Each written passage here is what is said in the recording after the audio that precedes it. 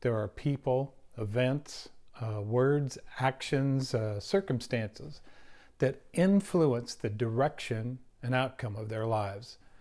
Some exert more influence than others, but each one is extremely powerful in its own right. So let me ask you, what does influence really mean? Well, simply it's this: to sway the way a person believes or acts, or to bring weight to bear on something that can change its look or course of action. Let me paint a picture for you with an example from my own life. I once knew a man in the early days of my business career who walked with a slight lean to one side. One day I asked him why he did that, and he told me he was in college. He always carried his briefcase in the hand on that side of his body. Over time, it affected his walk. You could say it influenced how he walked.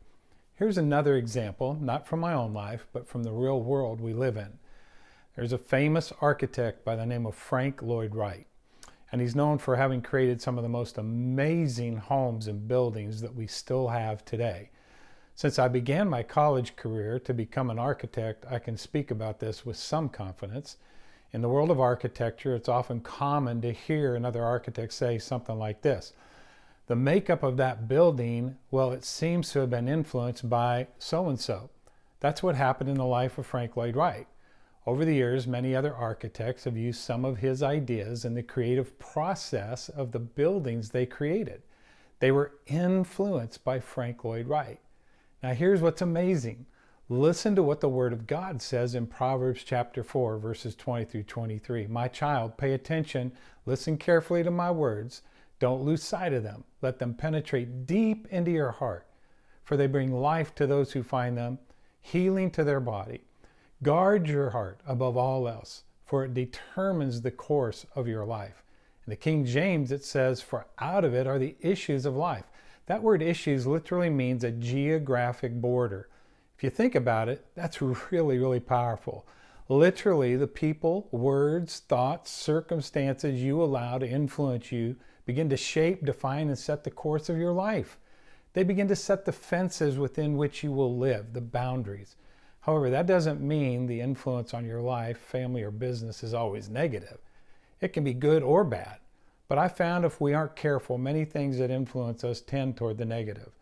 But we should be growing and living a more positive lifestyle, one that can actually influence others, because that's what influence is meant to do: impact another person's life. I look at my own life in relation to my mother. She would always say I needed to be careful how I thought about my future because it was likely I wouldn't have much in life. But those words actually came from with a heart, a mindset, and level of living that never did have much at all. Her words influenced me. Proverbs 22:6 says, start children off on the way they should go, and even when they are old, they will not turn from it. That was the path I was headed down just because I had a thought planted in my mind that said I would never have much in life. But thank God I learned that isn't true. For some reason, I don't know why, my mom's words never lined up in my inner soul. Eventually, I learned I could live a better life if I made better decisions and listened to the right words. In today's world, there are so many influencers: family, friends, government, media, education, and so many more. All of them are molding or influencing every aspect of our future and creating the boundaries that we live in today. My question for you today is this: are you satisfied with how you are being influenced? If you're not, make a decision today to change. Yeah, and I'll see you next time.